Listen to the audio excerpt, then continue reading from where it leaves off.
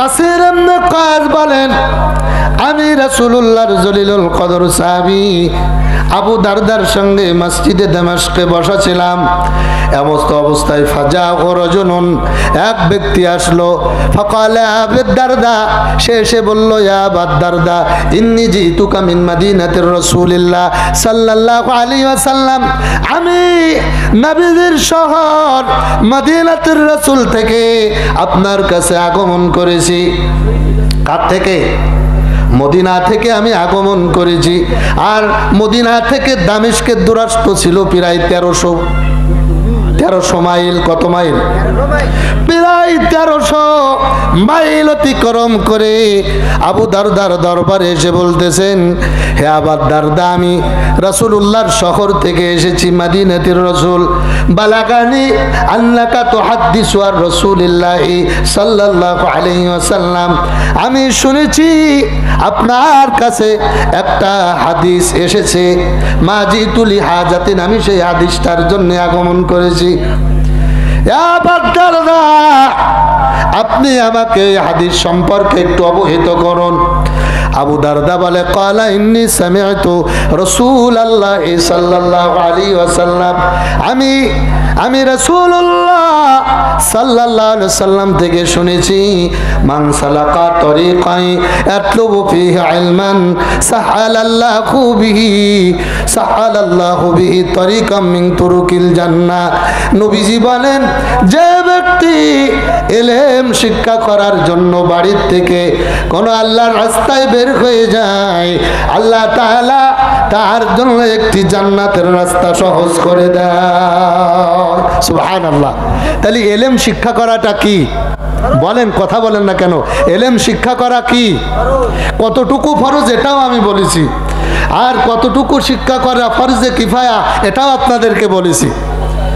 এখন ইলম শিক্ষা করার বয়স ছোট অবস্থায় না বুড়ো অবস্থায়? কথা বলেন না কেন? ছোট অবস্থা থেকে ইলমের শিক্ষা প্রচার প্রসার শুরু হয়ে যায়, দীক্ষা শুরু হয়ে যায়। মনে করুন কামরুল ভাই এখানে একটা মাদ্রাসা দিয়েছে, নুরানি মক্তব। এখানে শিক্ষা দেওয়া হয় 4 কালেমা। কথা বলেন ঠিক কিনা? এখানে কালেমা শিক্ষা দেওয়া হয়, ছোট বাচ্চাদেরকে হরফ, কোরআনের হরফগুলো শিক্ষা দেওয়া হয়, নামাজের মাসলা মাসাইল শিক্ষা দেওয়া হয়। এখান থেকে শিখে তারা পরে পরবর্তীতে বড় মাদ্রাসায় যায়। তাহলে এটা একটা ইলমের মারকাজ কিনা? কথা বলেন না কেন? এটা একটা ইলমের কি? এটা একটা ইলমের মারকাজ। আর আল্লাহ নবী বলেন, ইলম শিক্ষা করার জন্য যে বাড়ির থেকে বাহির হয়, আল্লাহ তাআলা তার জন্য একটি জান্নাতের রাস্তা সহজ করে দেন। ওয়া ইন্নাল মালাইকাতা লা তাদাউ আজনিহাতিহা রিদান লিতালিবিল ইলমি। আর আল্লাহ ওই তালিবে ইলমের জন্য তার পায়ের নিচে আল্লাহর রহমতের ফেরেশতারা তাদের পাখা বিছাইয়া দেয়। জোরে বলুন সুবহানাল্লাহ। তালিবে ইলমদের পায়ের নিচে আল্লাহ কি বিছান? ফেরেশতারা। কথা বলেন কি বিছান? কথা বলেন কি বিছান? নূরের পাখা ফেরেশতারা বিছাইয়া দেয়। রিদান লিতালিবিল ইলমি, তালিবে ইলমদের সন্তুষ্টির জন্য। ওয়া ইন্নাল আলিমা ইস্তাগফিরু লাহু মান ফিস সামাওয়াতি ওয়াল আরদ। ওয়া ইন্নাল আলিমা ইস্তাগফিরু লাহু মান ফিস সামাওয়াতি ওয়াল আরদ। আর যারা ইলম শিক্ষা করে তাদের জন্য আসমান এবং জমিনের সমস্ত বাসিন্দারা তাদের জন্য আল্লাহর কাছে ক্ষমা প্রার্থনা করে। কি করে? জোরে বলেন, কি করে? ক্ষমা প্রার্থনা করে। কাদের জন্য? যারা ইলম শিক্ষা করে তাদের জন্য। তাহলে সম্মানিত হাজিরিন, এখানে যারা ইলমের মারকাজ করেছেন শিক্ষার জন্য, আর যে সমস্ত বাচ্চারা এখানে পড়ে তাদের অভিভাবকদের জন্য আসমানের বাসিন্দারা কি করে? বলেন কি করে? সবচেয়ে আমার ভালো লাগে যে কামরুল ভাই যে মাদ্রাসাটা করেছেন, এখানকার 10 শিক্ষকদের আন্তরিকতা কম না বেশি? আমি যতদূর দেখেছি, আমার মেয়েটাও এখানে পড়ে। এখানে শিক্ষকরা 100% আন্তরিকতার সাথে বাচ্চাদেরকে পড়ায়। পড়ায় কি পড়ায় না? কথা বলেন না কেন? আমি নিজে দেখেছি সমস্ত শিক্ষকরা এখানে অত্যন্ত বাচ্চাদের শিক্ষাদানের ব্যাপারে খুব আন্তরিক। আর এই আন্তরিকতার ফসল হিসাবে আজকে এখানে বহু ছাত্র আসতেছে দূর দূরান্ত থেকে, আমাদের এলাকার আশেপাশের থেকে এখানে ছাত্র আসে না। কথা বলেন না কেন? তো কামরুল ভাই যে এই মাদ্রাসাটা করেছে খুব গুনাহ হয়েছে। কথা বলেন, গুনাহ হয়েছে না সওয়াব হয়েছে? গুনাহ হয়েছে না সওয়াব হয়েছে? এটা রাসূলের হাদিস থেকে নবীজি কি বলেন আমরা একটু দেখি। মুসলিম শরীফের হাদিস, আবু হুরায়রা রাদিয়াল্লাহু তাআলা আনহু থেকে বর্ণিত, তিনি বলেন ইজা মাতাল ইনসানু ইনকাতা আনহু আমালুহু, যখন কোনো মানুষ মারা যায়, ইনকাতা মানে ছিন্ন হয়ে যায়, আমলুহু মানে তার আমল। কার আমল? যে ব্যক্তি, কোনো ব্যক্তি যখন ইজা মাতাল ইনসান, যখন কোনো মানুষ মারা যায়, ইনকাতা আনহু তার থেকে ছিন্ন হয়ে যায়, আমালুহু তার আমল। সে বেঁচে থাকতে তার যে আমলনামা অব্যাহত ছিল, নামাজের সব, কোরআনের তেলাওয়াতের সব, তাসবিহ তাহলিলের সব, দান সৎকার সব, এমনই করে ভালো কথা বলার সব, ওয়াজ নসিহতের সব, যা সে বেঁচে থাকতে করেছে, বাঁচা অবস্থায় তার আমলগুলো জারি ছিল, অব্যাহত ছিল, সে তার আমল পাইতে থাকতো জীবদ্দশায়, তার আমল আসতে থাকতো তার আমল নামায়, নেকি আসতে থাকতো। কিন্তু ইজা মাতাল ইনসান, মানুষ যখন মারা যায়, ইনকাতা আনহু আমালুহু, তার আমলের দরজা সব ছিন্ন হয়ে যায়, বন্ধ হয়ে যায়। কিন্তু ইল্লা মিন সালাসাতিন, তিনটি আমল ব্যতীত, ইল্লা মিন সালাসাতিন, ইল্লা মিন সাদাকাতিন জারিয়া, তার মধ্যে এক নম্বরে হচ্ছে প্রবাহমান সদকা। কি সদকা বলেন? প্রবাহমান সদকা। এই সদকা হচ্ছে দুই প্রকার। এইটি খেয়াল করেন, ওয়াজ শোনেন, আপনারা খেয়াল করেন, এটা আমার বানানো ওয়াজ করতেছি না, যত ওয়াজ করেছি আমি এখানে কোরআন হাদিসের রেফারেন্স দিয়ে। কি বলেন আপনারা? আমি যতক্ষণ কথা বলেছি একটাও বানানো, একটাও নিজের মন মতো কোনো কথা বলি নাই, সবগুলো কোরআন হাদিসের রেফারেন্স দিয়ে বলেছি। হাজিরিন, ইল্লা মিন সাদাকাতিন জারিয়া, প্রবাহমান সদকা। কিছু সদকা আছে করার সাথে সাথে শেষ। আপনি বাড়িতে দুপুর একজন ফকির আসছে, এই ফকিরকে একবেলা খাদ্য দেন, খাদ্য দেওয়া শেষ, আপনার আমল নামায় নেকি আসলো, ওই পর্যন্ত নেকি আসা শেষ, ও চলে গেল। কথা বলেন ঠিক কিনা? সম্মানিত হাজিরিন, এরকম কিছু আমল আছে, কিছু সদকা আছে, দান করলে সে দানের বদলা আমল নামায় চলে যায়, সাথে সাথে শেষ হয়ে যায়। কিন্তু ইল্লা মিন সাদাকাতিন জারিয়া, প্রবাহমান সদকা, যার আমল জারি থাকে, তার আমল কি থাকে? তার আমল জারি থাকে। এই কোন ব্যক্তি যদি সদকায়ে জারিয়া করে যায়, আল্লাহ তাআলা ওই ব্যক্তি মারা যাবে, মারা যাওয়ার পরেও তার আমল নামায় নেকি পৌঁছতে থাকবে। এটাকে বলা হয় সদকায়ে জারিয়া।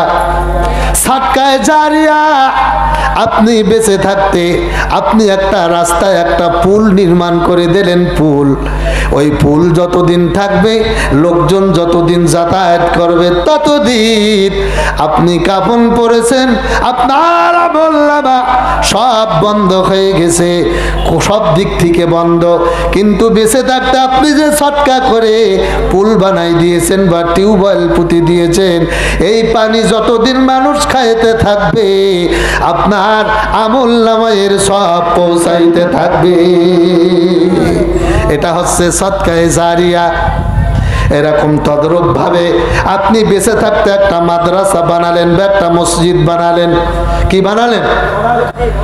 একটা মসজিদ বানালেন।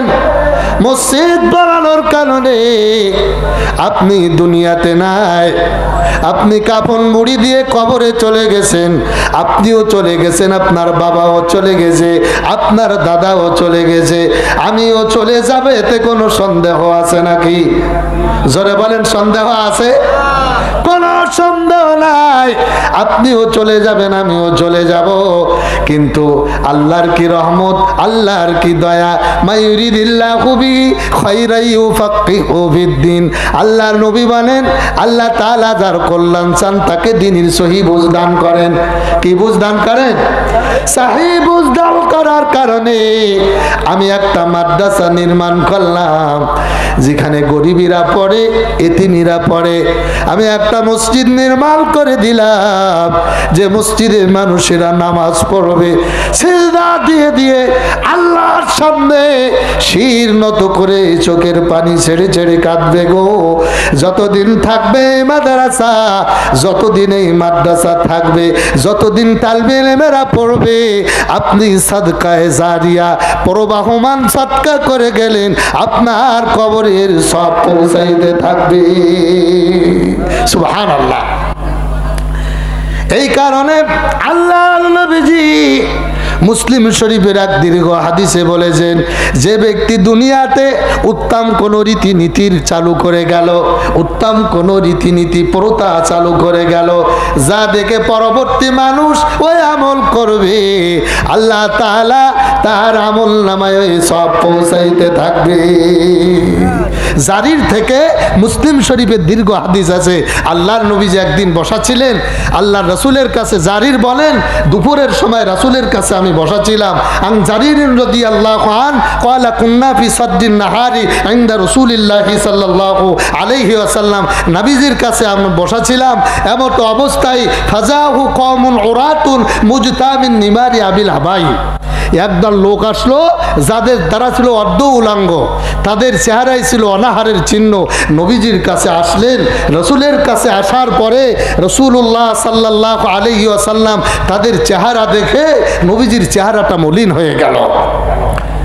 আল্লাহ রসুল সাল্লাল্লাহু আলাইহি ওয়াসাল্লাম ফাদা খলা সুম্মা খরাজা, ঢুকলেন বের হলেন, ফামারা বিলালান, বিলালকে বললেন, ফাযানা ওয়া কামা ফাসাল্লা, রাসূলুল্লাহ বিলালকে বললেন আজান দাও, নামাজ হলো, সুম্মা খতাবা, আল্লাহর নবী এক মর্মস্পর্শী খুতবা দিলেন, দিয়ে বললেন, ইয়া আইয়ুহান নাস তাকু রাব্বাকুমুল্লাযী খলাকাকুম মিন নাফসিন ওয়াহিদা, হে মানব জাতি তোমরা তোমাদের সেই রবকে ভয় করো যিনি একজন মানুষ হতে তোমাদেরকে বানাইছেন।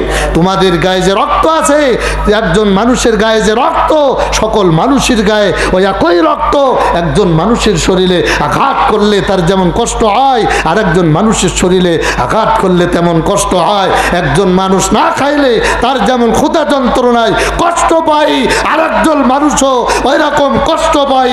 এই কথা বলে আল্লাহ নবীজি বললেন, ইত্তাকুল্লাহ ওয়াল তানজুর নাফসুম মা কদ্দামাত লিগাদ, প্রত্যেক ইমানদারের ভেবে দেখা উচিত আগামীকালের জন্য সে কি প্রেরণ করেছে। এখন এই কথা বলার পরে নবীজি বললেন,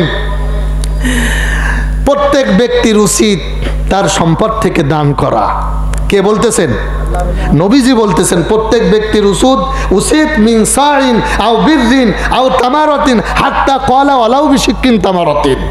রাসূল বলতেছেন প্রত্যেকের উচিত তার সম্পদ থেকে ব্যয় করা, তার দিরহাম থেকে ব্যয় করা, তার দিনার থেকে ব্যয় করা, এমনি কি হাত্তা ওয়ালাউ ক্বালা বিশিক্কিন তামারাতিন, খেজুরির একটা অংশ হলেও, সামান্য একটা অংশ হলেও আল্লাহর রাস্তায় তাকে দান করা উচিত।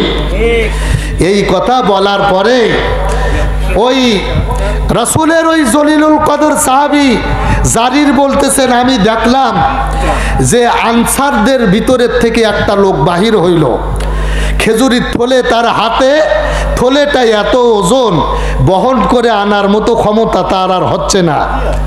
হাত্তা তাতাবা আন নাস, ওই লোকের দান করা দেখে লোকজন সব দান করা শুরু করলো। হাত্তা কওমাইনি মিনস হাত্তা সাহাবী বলেন যে মুহূর্তের মধ্যে দেখলাম খাদ্যের এবং কাপড়ের দুইটা স্তূপ হয়ে গেছে। সুবহানাল্লাহ।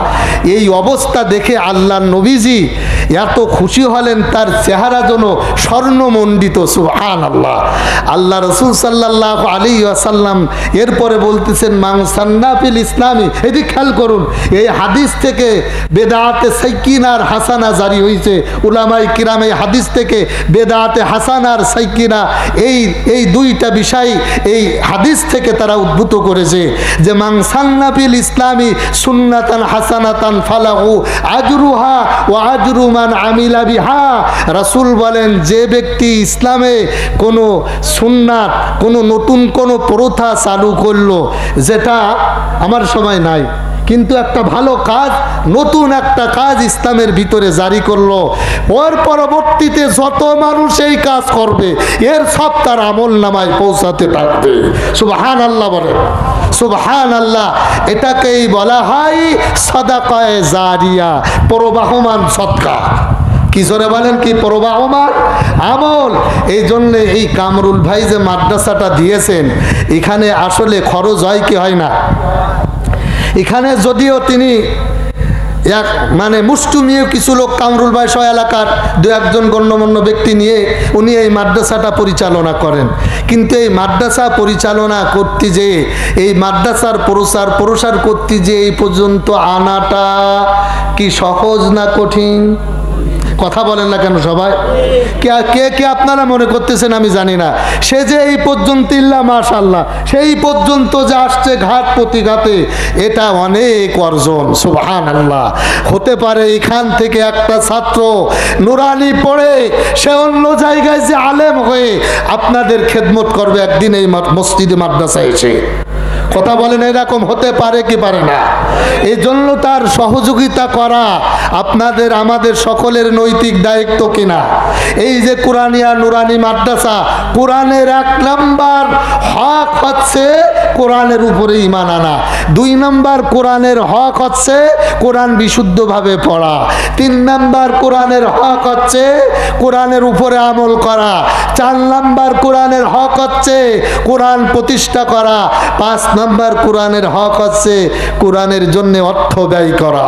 আল্লাহর রাসূল বলেন, যারা এই কোরআনের হক আদায় করবে, কিয়ামতে এই কোরআন সুপারিশ করে তাদেরকে জান্নাতে নিয়ে যাবে।